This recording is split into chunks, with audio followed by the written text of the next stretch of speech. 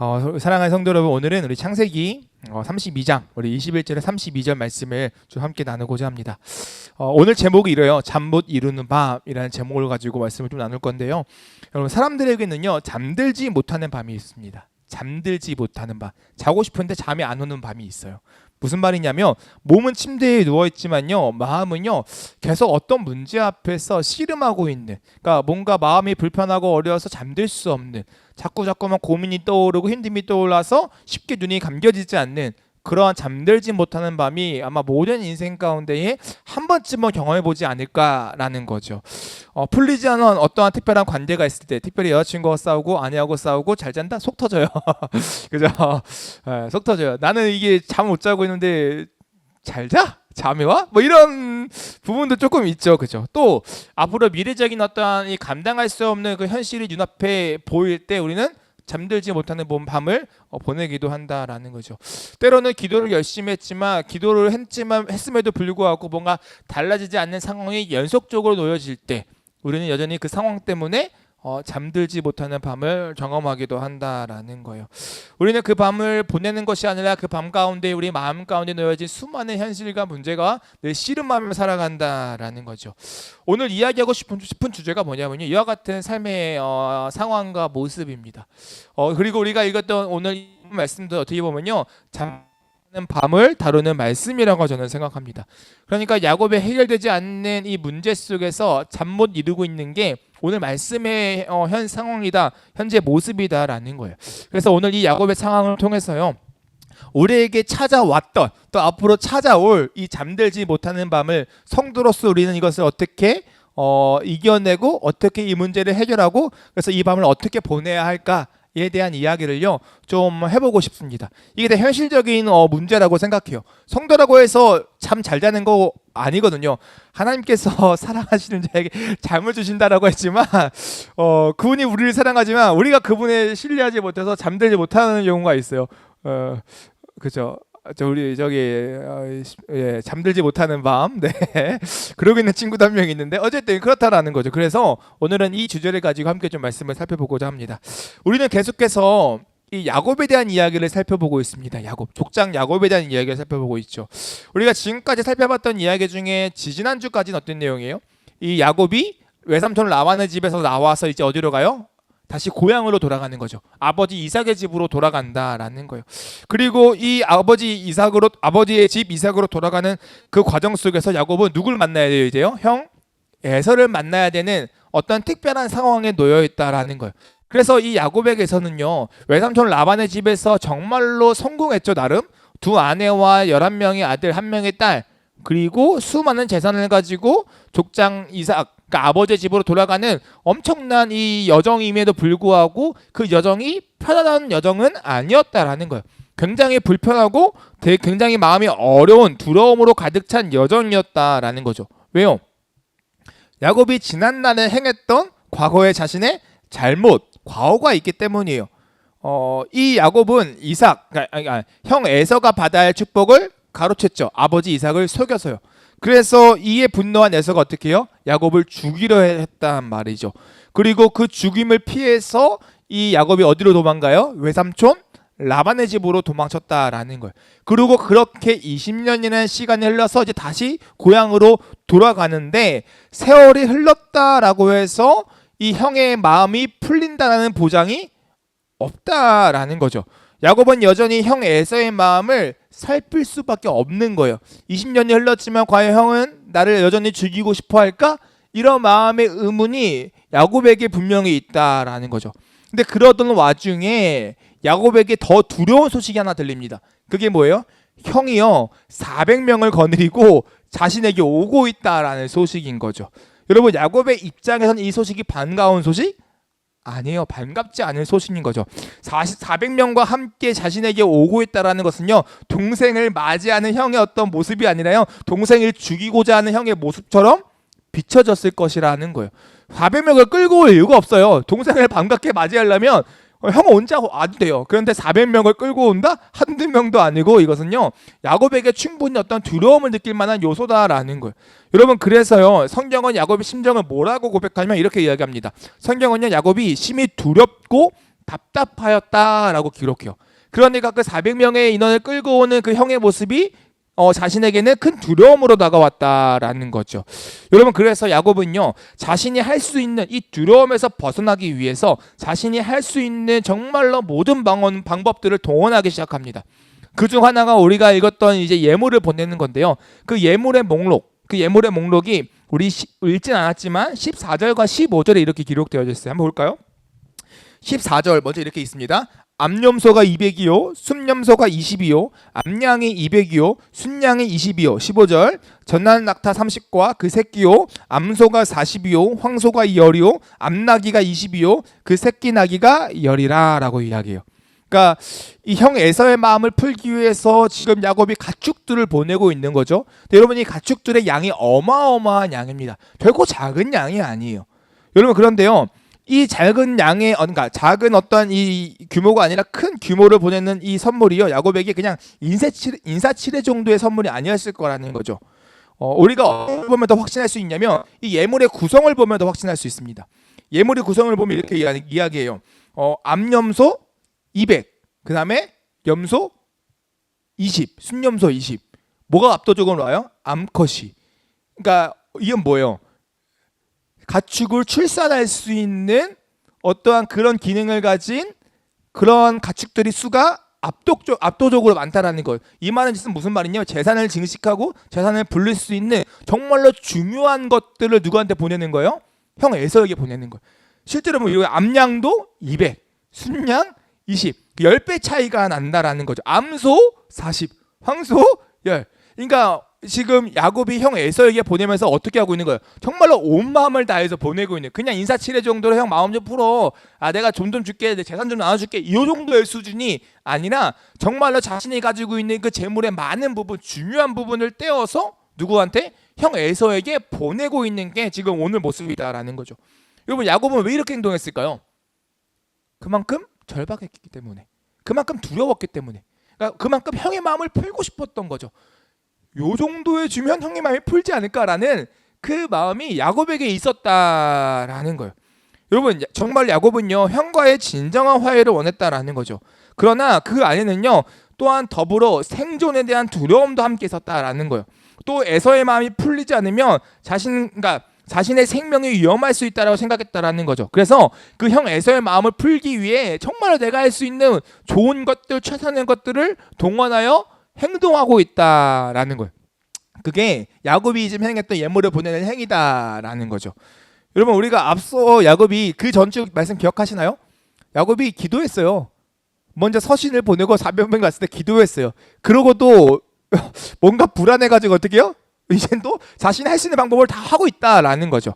여러분, 그렇게 야곱은 자신이 할 수 있는 정말로 모든 어떤 최선의 행동을 하고 나서 어떻게 밤을 맞이합니다. 그게 오늘 우리가 읽었던 성경의 시작이에요. 그런데요, 오늘 성경은요, 그 밤을 맞이한 그 야곱이요, 밤잠을 자지 못했다라고 기록합니다. 그게 22절 말씀이에요. 한번 읽어볼까요? 22절 읽겠습니다. 시작. 밤에 일어나 두 아내와 두 여종과 여러 나들을 인도하여 야복나루를 건널세. 그러니까 밤에 일어났다라고 이야기하죠. 여러분, 왜 야곱은요, 밤을 온전히 보내지 못했을까요? 물론 성경은 뭐 이야기하잖아요. 불면증에 걸렸어요. 낮잠을 좀 많이 잤어요. 뭐 이런 이야기 안 한다고요. 그런 얘기가 없어요. 왜 야곱이 잠을 못 잤는지에 대한 설명은 하지 않지만 우리가 이 성경에 쓰여진, 창세기에 쓰여진 이 문학적 장르, 내러티브라는 그 장르 안에서 우리가 이야기를 통해서 아마 이랬을 거야라는 유추가 가능하죠. 그것을 통해서 유추해봤을 때 어떤 것 때문에요? 바로 형 에서에 대한 두려움 때문이었을 것이다라는 것이 우리가 유추가 가능하다라는 거예요. 여러분, 형 에서에게 예물을 보냈지만 그 예물로 인해서 그 형의 마음이 풀릴 거라는 확신이 있어요, 없어요? 없는 거예요. 그 어떤 보장이 없다라는 거죠. 여러분, 우리에게도 이와 같은 밤이 분명히 있다라는 거죠. 몸은 침대 위에 누워 있는데요, 마음은 계속 문제 앞에 서 있는 밤을 맞이할 때가 있어요. 그러나 우리가 가만히 있나요? 가만히 있지 않습니다. 우리가 할 수 있는 최선을 다해요. 요것도 해보고 저것도 해보고 저 사람 말 듣고 그래 이렇게 해보자 해보고, 그러나 여전히 참 자요? 잘 못 자요. 확신이 없으니까. 내가 무언가를 했다고 해서 그 밤의 문제가 해결될 거라는 확신이 없으니까 그러니까 밤잠을 자지 못하고 정말로 그 문제 앞에 씨름하고 있는 우리의 모습들을 마주할 때가 분명히 있다라는 거죠. 또 여러분 야곱은요 또 이상한 행동을 하나입니다. 밤에 일어나서요 어떤 걸 하냐면요 22절 말씀이에요. 한번 같이 읽어볼게요. 다시요. 22절 시작. 밤에 일어나 두 아내와 두 요종과 열한 아들을 인도하여 야복 나루를 건널세. 우리 23절도 자 시작. 그들을 인도하여 시내를 건너가게 하며 그의 소유도 건너가게 하고. 자 야곱이 밤잠을 이루지 못하고 일어나서 또 한 가지 행동을 하는데 그게 뭐예요? 자신의 아내와 가족들을 야복나루가 야복강을 건너게 합니다. 또 뿐만 아니라 자신이 가지고 있는 모든 소유들도 그 강을 건너게 한다라는 거예요. 여러분 밤에 일어나 갑자기 잘 자고 밤에 일어나 자신의 가족과 자신의 모든 소유를 그 강을 건너게 한다? 일반적이지 않습니다. 여러분 우리가 여행할 때 보통 밤에 떠나요? 낮에 떠나요? 낮에 떠나요. 그러니까 우리가 어딘가를 이동할 때 일반적인 상식은 밤에 떠나는 게 안전해요? 낮에 떠나는 게 안전해요? 낮에 떠나는 게 안전하다고요. 근데 잘 자고 있는 그 가족들과 그 모든 종들과 그 소유들을 밤에 일어나서 야곱 혼자 일어났을 것 같아요. 지 혼자 일어나가지고 야 나가 떠나 이렇게 보내고 있는 게 지금 오늘 말씀의 상황이다라는 거죠. 왜요? 왜 그럴까? 야곱은 왜 일반적이지 않게 이 늦은 밤에 그의 가족과 그의 모든 소유를 떠나보냈을까? 불안한 마음을 잠잠하게 만들기 위해서 그랬을까요? 아마 이와 같은 이 야곱의 행동에 대한 해석들 중에 이런 해석이 있어요. 어떤 이들은요 이렇게 이야기합니다. 야곱이요 잠을 못 이루니까 그 마음속에 두려움이 계속 쌓이니까 이 두려움 때문에 나온 행동이었다라고 이야기해요. 무슨 말이냐면 에서가요 이 400명을 이끌고 자신에게 오고 있죠. 어디로 오냐면 약복강 쪽으로 오고 있는 거예요. 그러면 약복강을 건넌다라는 것은요 에서와 더 빨리 만난다라는 거죠. 가까워진다라는 거죠. 그러면 자신을 제외한 자신의 모든 소유와 가족을 먼저 보내고 자신이 강을 건너지 않고 여기 있으면 자신과 그 가족의 소유와 뭐가 있어요? 중간에? 강이 있죠. 그러니까 자신의 가족과 그 자신의 소유가 무슨 문제가 생기면 방패막이 한계가 있는 거예요. 뭐요? 강이라는 도망칠 수 있는 어떤 안정장치가 하나 있는 거죠. 그래서 야곱은 그러니까 형에게 할 수 있는 최선의 예물을 보냈지만 그럼에도 불구하고 너무나 불안하고 잠이 안 오니까 일어나서 한 가지의 어떤 방법으로 자신의 마음을 편하게 할 방법으로 어떻게 해요? 자신의 아내와 아들과 소유를 먼저 강을 건너게 하고 자신은 밖에서 마음 편히 조금 좀 위로를 받으면서 있었다라고 해석하는 사람도 있다라는 거죠. 여러분 그런데요, 이 얘기 어떻게 생각하세요? 가능성이 있다고 생각하시나요? 그럴 것 같죠. 근데 또 너무 야곱을 우리가 나쁘게 보는 것 같기도 하고요. 야곱이 그 정도 인물이었을까요? 네. 저라면 어떻겠을까? 이준이라면 어땠을까? 전 제가 건넜죠. 야 아들 아내 여기 있어. 그래갖고 남편이 먼저 딱 건널게. 이랬을까요? 아니면 반대했을까요? 여보 먼저 건너가 있을래? 내가 할 일이 좀 있어. 뭐 이랬을까요? 모르겠는데요. 근데 여러분 저는요 오늘 말씀이요 야곱이 어떠한 이러한 행동을 더 이를 드러내기 위해서 이와 같은 모습을 기록한 건 아니라고 생각해요. 그러니까 몰라요. 야곱이 어떤 마음으로 했는지 모르지만 오늘 성경이 더 이것에서 집중하고 싶은 것은 야곱이 이런 마음으로 이렇게 치사하게 비굴하게 이기적으로 행동했다를 이야기하고 싶은 것이 아니라 뭔가 다른 걸 더 이야기하고 싶어서 오늘 이 상황을 이렇게 구체적으로 기록하지 않았나라는 생각을 한다라는 거죠. 왜냐하면 여러분 오늘 본문이요 야곱이 왜 그렇게 했는지는 설명하지 않아요. 그런데 한 가지는 설명해요. 뭐냐면 그래서 야곱이 어떤 상황에 놓였는지는 설명해요. 그러니까 이런 가족과 모든 소유를 건너게 함으로 야곱이 지금 어떤 상황에 놓이게 됐어라는 야곱의 상황은 소개한다고요. 야곱이 이런 마음으로 건너겠어는 소개하지 않지만 건너게 함으로 야곱이 이런 상황에 놓였어를 소개한다고요. 무슨 말이에요? 24절. 24절 한번 읽어보겠습니다. 읽겠습니다. 자 시작. 야곱은 홀로 남았더니 어떤 사람이 날이 새도록 야곱과 씨름하다가, 그러니까 23절에서 건너게 하니까 그것으로 말미암아 야곱의 상황을 소개하는데 야곱이 어떻게 돼요? 홀로 남았다라고 이야기한다는 거예요. 여러분 그러니까 뭘 이야기하고 싶은 거냐면 홀로 남은 그 원인보다요 그 홀로 남은 상황이 더 중요하다라는 거죠. 여러분 본문의 흐름은 뭘 이야기하고 있냐면 야곱이 이 밤잠을 이루지 못하는 그 밤 속에서 궁극적으로 홀로 세워지는 그 시간을 맞이하고 있다라는 것을 보여준다라는 거예요. 물론 야곱의 입장에서는요 두려움 때문에 자신이 홀로 남은 것일 수도 있지만 궁극적으로 성경은 야곱의 이 홀로 남음이 하나님의 그 계획하심과 뜻하심 가운데 이루신 특별한 상황이었다라는 거예요. 그러니까 이는 곧 하나님께서 의도적으로 야곱을 홀로 남게 만드셨다라는 거죠. 그러면 왜 성경은 이 야곱의 홀로 남음을 기록할까? 그게 바로 뒷이야기 야곱의 씨름과 연관되어져 있는 거예요. 여러분, 여기서 야곱이 홀로 남는 과정에서 우리가 떠나보낸 것들을 한번 먼저 생각해 봤으면 좋겠습니다. 야곱이 홀로 남으면서 뭘 먼저 떠나보냈죠? 먼저 22절에서 야곱은 두 아내와 두 여종과 11아들을 떠나보냈죠. 여러분, 이것은 뭐와 연관돼요? 야곱의 14년과 연관되어집니다. 야곱이요, 외삼촌 라반의 집에서 14년 동안 정말로 수고했어요. 정말로 말도 안 되게 정말로 고생했다고요. 근데 그 고생의 대가로 뭘 얻은 거예요? 두 아내와 두 여종과 11명의 아들과 1명의 딸을 얻은 거죠. 근데 그 수고를 어떻게 해요? 지금 떠나보내는 거예요. 먼저 떠나보냈다라는 거예요. 그러니까 야곱은 지금 자신의 14년의 결과를 떠나보낸 것이죠. 그리고 23절에 또 어떤 거예요? 모든 소유를 떠나보냈다라고 이야기하죠. 여러분, 야곱이 갖고 있는 이 모든 소유는요, 아마 성경에서 기록하기를 언제부터 채워졌냐? 14년 이후 그 외삼촌 라반의 집에서 6년 동안 봉사할 때, 그럴 때 채워졌던 재산이 이 야곱이 갖고 있던 재산이라는 거죠. 여러분, 이 야곱의 이 6년도요 결코 쉬운 6년이 아니었습니다. 성경에서 이야기하기를 외삼촌 라반이 품삯을 몇 번이나 바꿨어요? 10번이나 바꿨다고요. 정말로 외삼촌 라반이 야곱이 재산을 못 가지게 하도록, 자신의 재산만 늘리게 하도록 정말로 말도 안 되는 꼼수를 부렸지만, 그 꼼수 가운데도 하나님께서 야곱의 삶 가운데 도우시고 은혜를 베풀어 주셔서, 또 야곱이 이렇게 이야기하잖아요. 내가 밤이나 뭐 눈이 올 때나 정말로 힘들게 어렵게 이렇게 외삼촌을 위해서 봉사했다라고 이야기하잖아요. 이게 진짜거든요. 그러니까 그렇게 힘들게 노동해서 얻은 재산이 6년 동안에 모았던 재산인데, 그 재산을 어떻게 해요? 떠나보낸 거죠. 그러니까 야곱이 홀로 남으면서 떠나보냈던 건 뭐예요? 지난 20년에 자신이 애쓰고 노력했던, 정말로 하나님의 약속의 사람으로서 성도로서 살아갔던 그 20년의 수고와 노력들을 다 떠나보내고 지금 어떻게 있는 거예요? 홀로 남아 있다라는 거죠. 여러분, 이렇게 야곱은요 지금 자신의 수고와 욕망과 직접과 생존의 역사가 담긴 그 20년의 그 모든 것들을 떠나버리고 홀로 남게 되었다라는 거예요. 그럼 야곱이 왜 여기서 홀로 남게 되었을까요?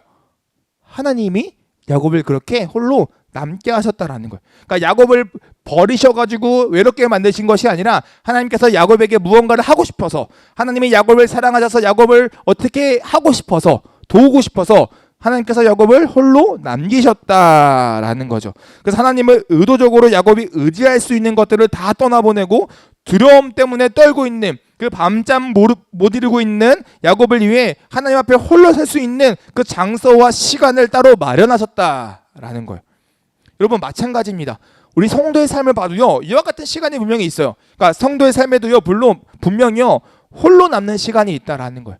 분명 내가 내 인생 20년, 30년, 40년, 50년 열심히 성도로서 살고 정말로 그래서 많은 것들을 얻었는데, 어느 한순간 이 모든 것을 다 떠나보내고 덩그러니 하나님 앞에 홀로 남은 그 시간이 분명히 있다라는 거예요. 정말로 내가 의지했던 것들 다 떠나보내고 나에게 어떤 것도 해줄 수 없는, 정말로 초라한 어떤 그런 아무것도 없는 것처럼 느껴지는 그런 상황이요 올 때가 있다라는 거죠. 경험도 답이 되지 않는 그런 시간이 우리에게 찾아올 때가 있다라는 거예요. 여러분, 그런데 그때는 어떤 거예요?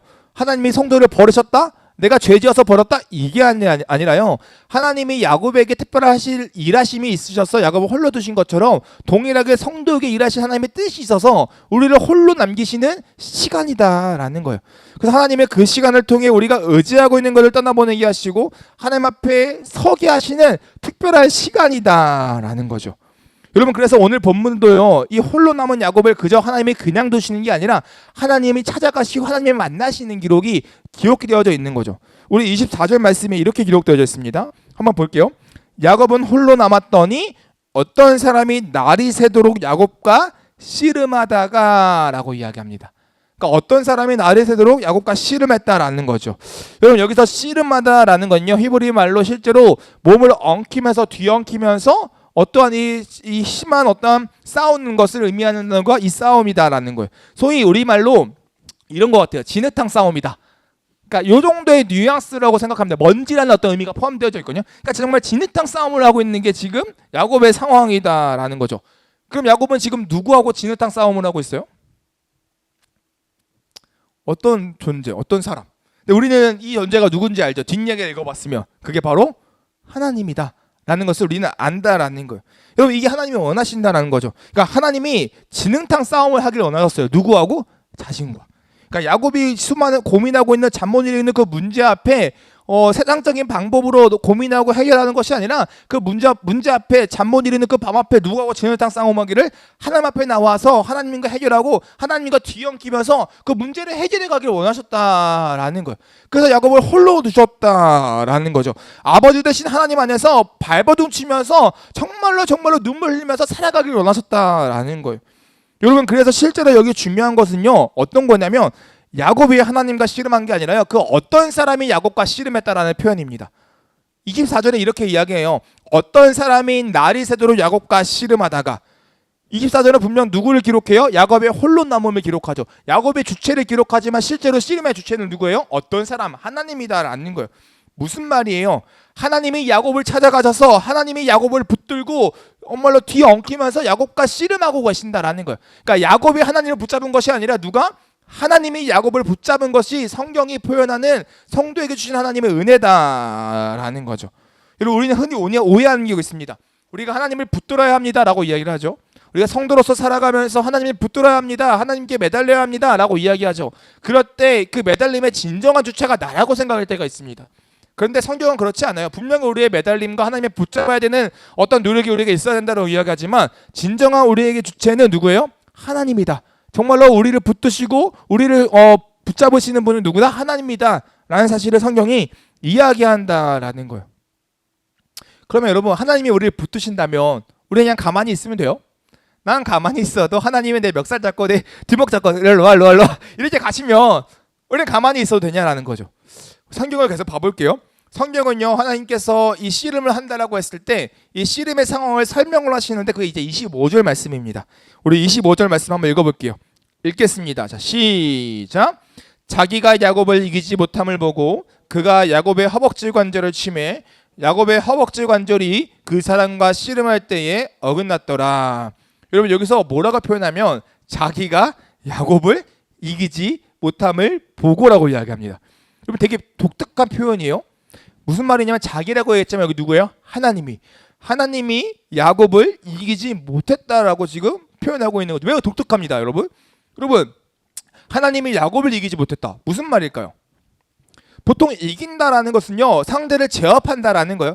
전투에서는 그 사람을 전투 불능 상태로 만든다라는 것을 이야기하는 거죠. 그러니까 승리를 얻어낸다라는 것을 이야기해요. 그러니까 지금 하나님은 야곱과의 씨름에서 어떻게 해요? 전투 불능 상태, 뭐 그런 상태에 놓였다라는 거예요. 그러면 야곱은 하나님보다 강한 존재라는 소리일까요? 그것을 이야기하는 걸까요? 하나님이 약해가지고 야곱을 이기지 못했던 것일까요? 그렇지 않죠.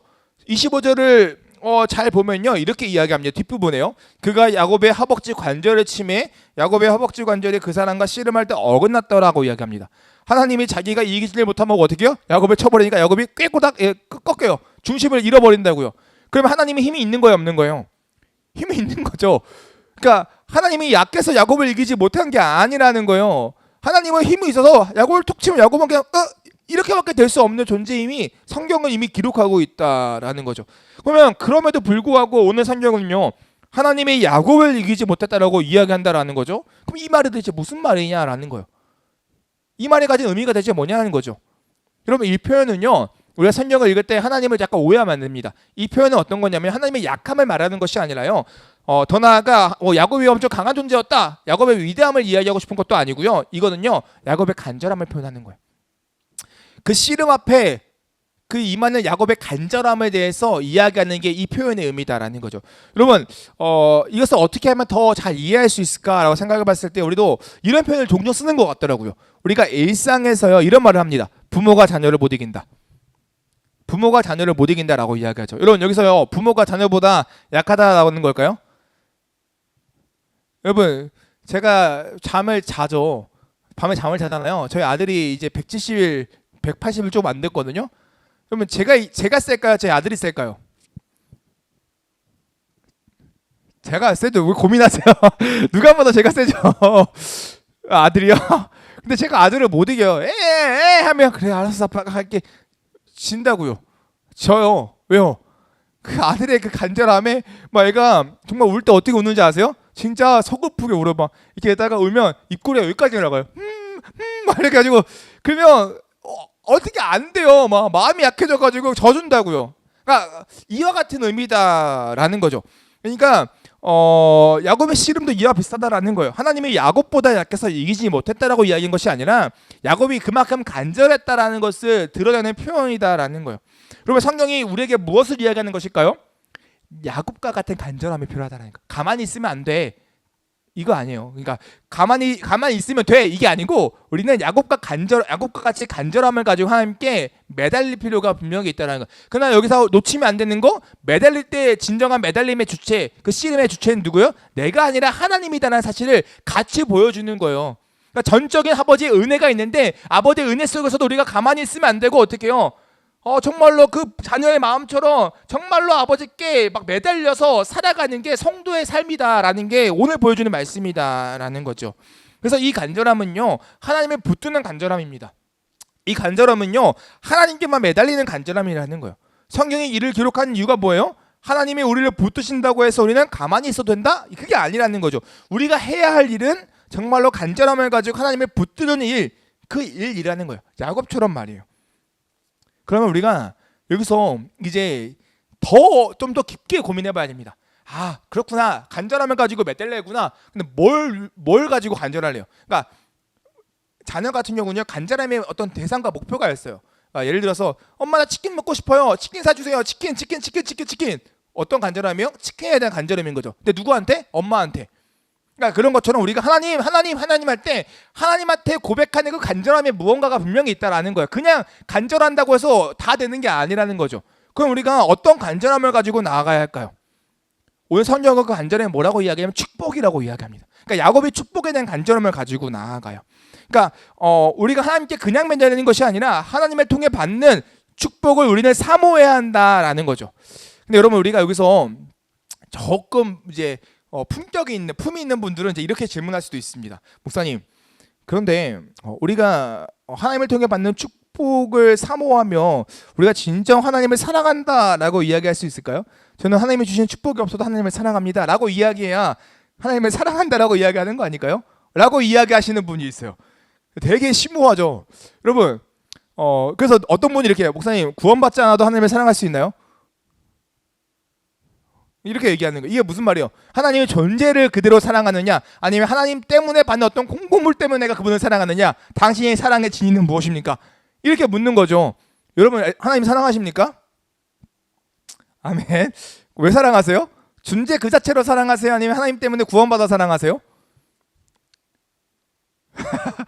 되게 그죠? 되게 열받는 질문이에요. 근데 여러분, 저도 같은 마음이에요. 굳이 왜 그걸 하나로 찝어야 됩니까? 왜 굳이 그걸 하나로 나눠야 하냐는 거예요. 여러분, 이것을 굳이 나눌 필요가 없다라는 거예요. 하나님은요, 그 존재 자체로 분명히 사랑 받기 합당하신 분이 맞죠. 그분만큼 아름다운 분이 없고, 그분만큼 위대하신 분이 없고, 그분만큼 정말로 이게 반짝반짝이고 정말로 이게 정말 한없이 이게 그런 분, 영광스러운 분이 없다라는 거죠. 그러나 더 나아가서 그분이 주시는 축복도 그분의 큰 매력으로서 우리에게 다가오는 것은 사실이다라는 거예요. 그러니까 그 축복도 우리가 사랑에 빠지게 하는 충분한 매력으로서 감동으로서 다가온다는 거죠. 날 위해 십자가지고 주셨다는데 그게 어떻게 큰 매력이 아니겠어요. 여러분, 제가 이와 같은 마땅한 예화가 뭐가 있을까 생각했는데요. 이제 이준 목사라는 사람을 생각했습니다. 나는 어떤 사람일까? 존재 자체로 사랑받을 만한 사람일까? 라는 생각을 해본 거예요. 그런데 제 아내 제가 물어보진 않았어요. 그냥 제가 그렇다고 가정하고 생각할게요. 제 아내에게 저는 어떤 사람일까? 내가 뭔가를 해줘도 안 해줘도 나를 그냥 사랑할 수 있는 어떤 사람일까? 그렇지 않을까요? 그런데 스윗하고, 근데 가정에 되게 잘 도와주고, 잘 챙겨주고, 여러 가지로 좋고, 이러면 어떻게 더 매력적인 거죠. 그래서 결혼한 거잖아요. 맞죠? 네. 그런 느낌이지 않을까라는 거예요. 그러니까 여러분, 무슨 말이냐면요, 우리는 하나님의 존재 자체만으로 그분께 매달려야 하지만 더 나아가서요, 그분의 주시는 축복 때문에도 매달려야 한다라는 거예요. 그러니까 둘 다 사모해야 하는 게 지극히 정상이다라는 거죠. 그래서 실제로 오늘 야곱도요, 이 하나님께 매달리면서 하나님의 축복을 간절히 사모합니다. 그게 26절 말씀이에요. 26절 말씀 한번 같이 읽어볼까요? 읽겠습니다. 자, 시작.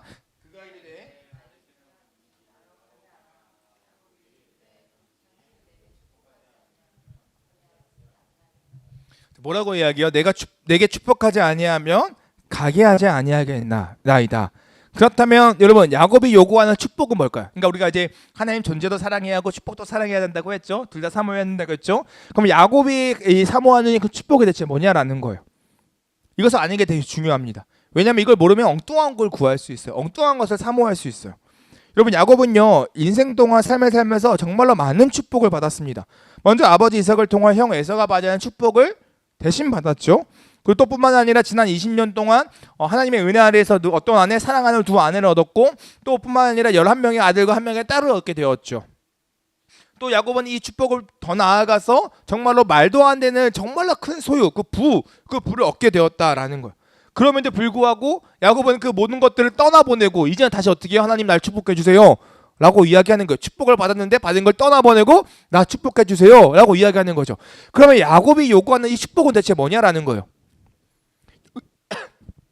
여기서 우리가 알 수 있는 것은 그 축복은 아마 아까 예전에 받았던 어떤 이 가족과 어떤 부와 물질, 이것은 아닐 거라는 것은 우리가 생각해 볼 수 있는 거죠.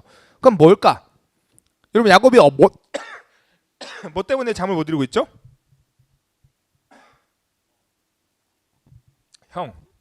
죽음에 대한 두려움이에요.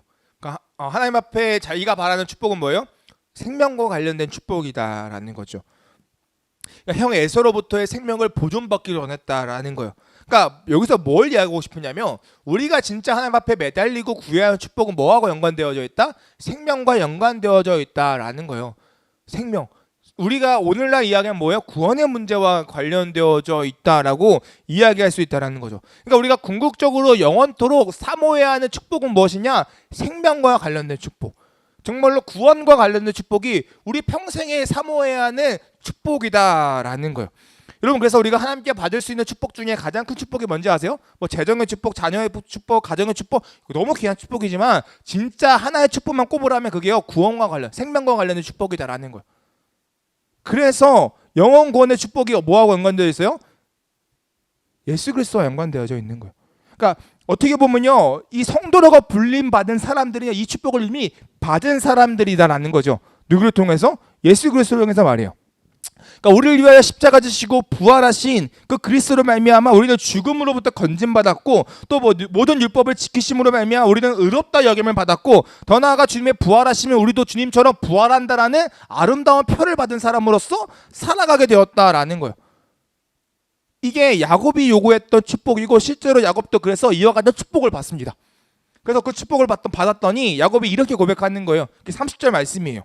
30절 말씀 이렇게 고백합니다. 그러므로 야곱이 그곳 이름을 브니엘이라 하였으니 그가 이르기를 내가 하나님과 대면하여 보았으나 내 생명이 보존되었다 함이더라. 하나님과 대면했는데 어떻게 생명이 보존되었다라고 이야기하는 거죠. 여러분, 하나님과 대면하면 그건 뭐예요? 죽음입니다.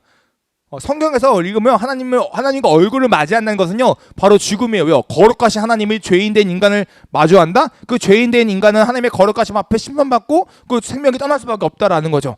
그런데 이 야곱은 어떻게 해요? 생명이 보존되었다. 생명의 축복이 누구에게? 야곱에게. 그게 있었다라는 거예요. 여러분, 그래서요, 이 생명의 축복을 받은 사람들은 이제 어떻게 살아가는지 아세요? 성도로 살아간다라는 거예요. 무슨 말이냐면 새로운 이름을 가지고 살아가게 된다라는 거죠. 여러분, 오늘 두려움에 떨고 있던 야곱, 홀로 하나님 앞에 남아 하나님과 씨름했던 야곱, 그 하나님께 정말로 간절히 매달리면서 그 축복을 사모했고, 그 영혼의 구원이라는 생명의 구원을 축복을 받았던 야곱, 그 야곱의 이름이 어떻게 돼요? 바뀌는 거예요. 바뀌는 거예요. 그 말씀이 27절과 28절의 말씀에 나옵니다. 우리 27절, 28절 한번 읽어볼게요. 읽겠습니다. 자, 시작. 그 사람이 그가 이르되 내 이름을 다시는 야곱이라 부를 것이 아니요 이스라엘이라 부를 것이니 이는 내가 하나님과 및 사람들과 겨루어 이겼음이니라. 아멘. 여러분, 야곱의 이름이 뭐예요? 뒤꿈치를 잡는 자라는 이름의 어떤 의미를 가지고 있었죠. 그런데 이 이름이 어떻게 바뀌어요? 이스라엘이라는 이름으로 바뀝니다. 여러분, 이스라엘의 이름의 의미가 뭔지 아세요?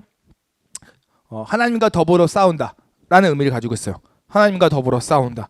그러니까 여러분 실제로 이 이스라엘이라는 단어는요, 이 사라라는 싸우다라는 단어하고요, 그리고 동사형 단수형 엘, 하나님이라는 그 단어가 붙여진 합성된 단어예요. 그러니까 하나님과 더불어 싸운다라는 이 이름의 의미가 이스라엘이라는 의미인 거죠. 즉 하나님과 함께 더불어 싸우며 살아가는 존재가 되었다라는 게 이 이스라엘의 이름이에요. 그래서 우리는 이 이름을 가리켜 어떤 거예요? 오늘날에는 하나님의 거룩한 백성, 성도다라고 이야기할 수 있는 거죠. 그러니까 영혼의 생명을 축복을 받는 사람이 이름이 바뀌는 거예요. 옛날에는 현실적으로 형의 뒤꿈치를 잡고 이렇게 이기적으로 살아갔던 존재였는데 이제는 바뀌어서 누구하고 더불어? 하나님과 더불어 싸우는 자, 살아가는 자로 인생이 바뀌었음을 보여준다라는 거죠. 여러분 그런데요, 우리가 성경을 좀 더 깊게 읽잖아요. 조금 의아한 부분이 하나 있습니다.